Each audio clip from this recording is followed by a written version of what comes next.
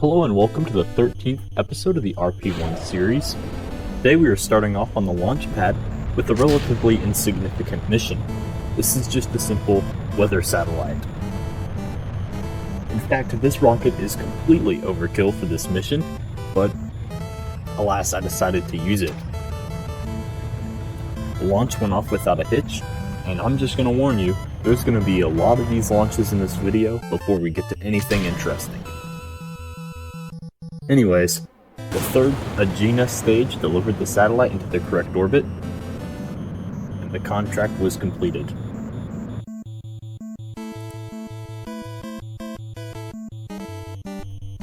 Secondly, we have a communication satellite that has to go into a highly eccentric, highly elliptical orbit around the Earth. This is launching on the same rocket as the previous launch, and it too went off without a hitch.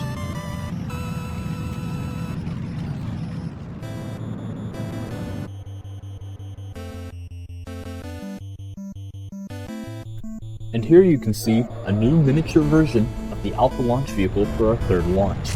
This is because for many of these missions, the full-sized Alpha is simply too overpowered to reasonably complete this mission. With this rocket, I just cut off the second stage and merged the top of the first stage directly to the third. And like the first two missions, this one also went off without a problem. The reason why we're doing so many insignificant missions in this video is because we need to fill in time while we research stuff to be able to launch Gemini. And with that mission done, I'm going to spend some KTC points in R&D, and then I'm also going to pick up some more contracts, and then we can get ready to launch the next weather satellite. Here it is on the launch pad. It's another full-sized Alpha launch,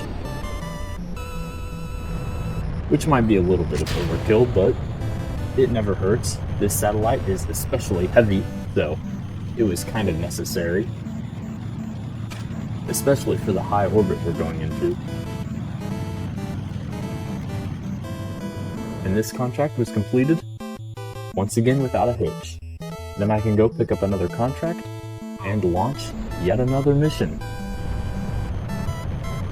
Through these launches, you can really see how the Alpha is truly becoming our workhorse.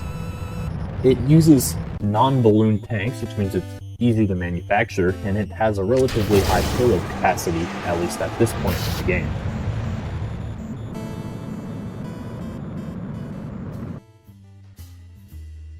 I'm going to spend a ton of money and dump it all into KTC upgrade points, and you pick up some more contracts. I think I'm going to pick up this second generation weather satellite contractor next.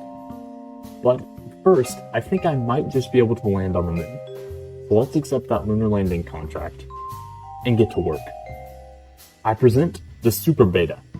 It's just like the Beta launch vehicle, except the first stage has been extended with an extra balloon tank, and I'm switching out the engines for those of the Alpha launch vehicle.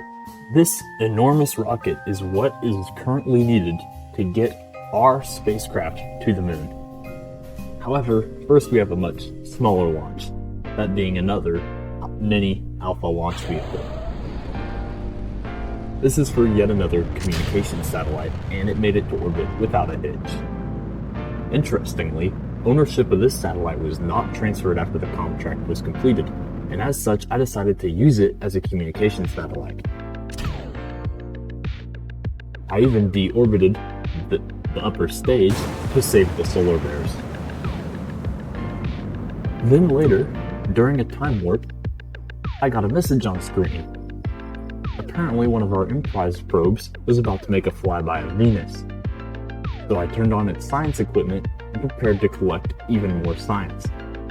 This pretty much got any science that we can currently get from Venus, or anything that our last probe had missed in the previous flyby in the last episode.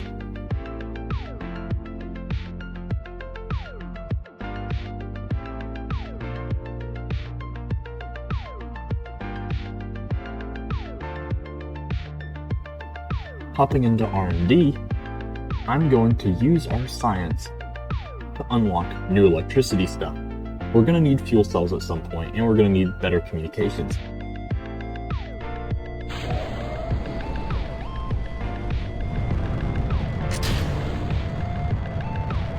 Sadly, this launch did encounter a problem. Our first stage engine had a partial failure. This meant that once we were ready to do our circularization burn, our upper stage didn't actually have enough fuel and we failed to make it to orbit. Therefore, I activated the range safety.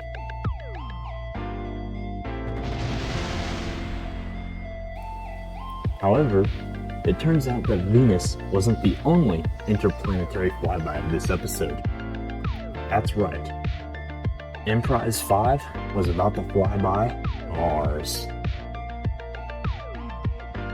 In real life, this wouldn't happen for a couple of years, so it's pretty impressive that we're pushing our technology this far ahead of what it was in real life. And as the red planet loomed into view, the spacecraft began to collect a ton of scientific data.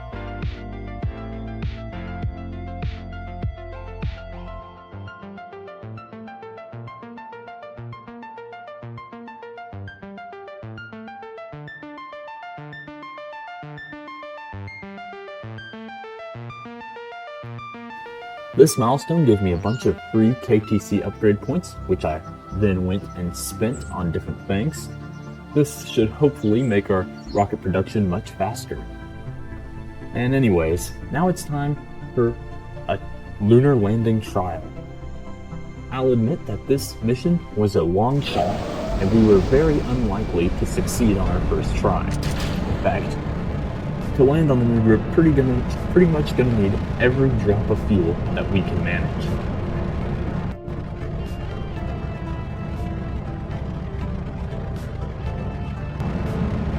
Every single bit of Delta V in this mission counts.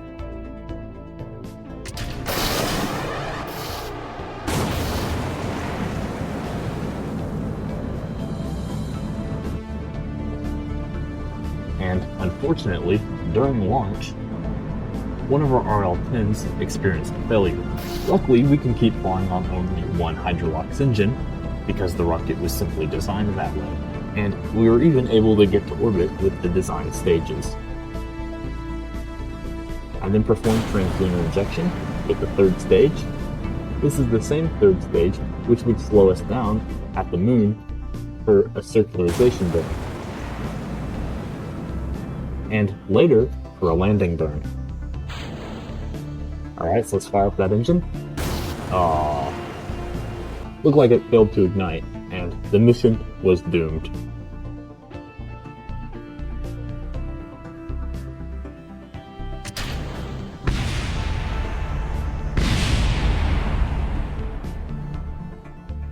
However, with our first Gemini mission rapidly approaching, I decided that it would be a good idea to get the first EVA contract, because I plan on going EVA on the very first Gemini mission. And back at the launch site, it's time to launch yet another Super Beta. But this time, it's not a lunar lander. It's something equally as ambitious. And once we deploy the fairings, you can see what we have in store. It's an entire navigational satellite constellation packaged on one rocket. These are very small satellites, and the plan is to insert into an orbit so that they can be deployed evenly spaced into their proper final orbit. We can spin up the satellite because the probes don't actually have any control, so they're all spin stabilized, and then we can release it.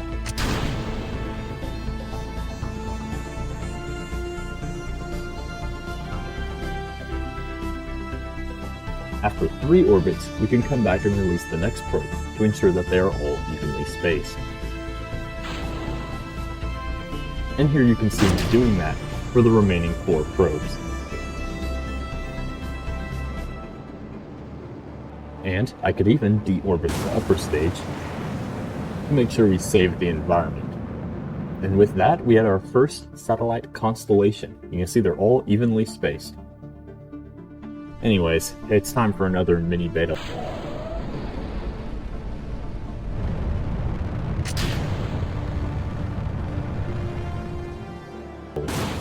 And this satellite was easily placed into the correct orbit and was transferred to the customer. But now it's time for another super beta launch, the last launch of this video, and we're going back to the moon to try and land again. Hopefully this time our probe doesn't crash into the surface.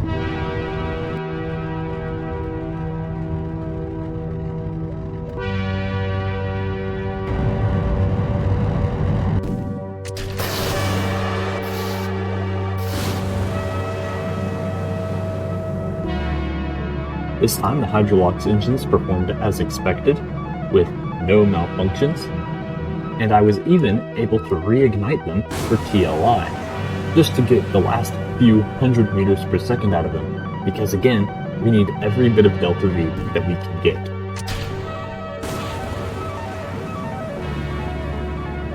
I could plot a maneuver node to orbit around the moon, and then I could start our deorbit run.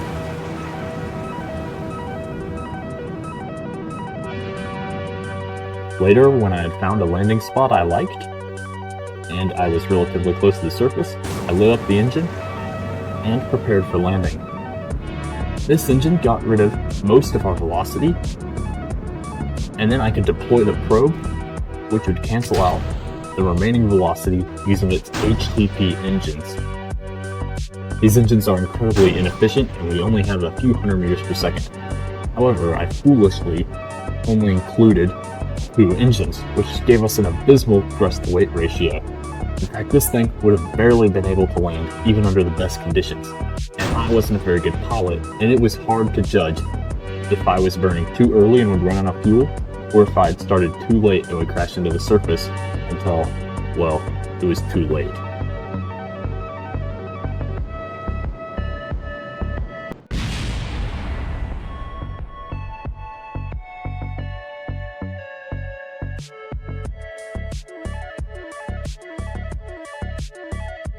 Miraculously, Lunar 2 has landed on the surface of the moon.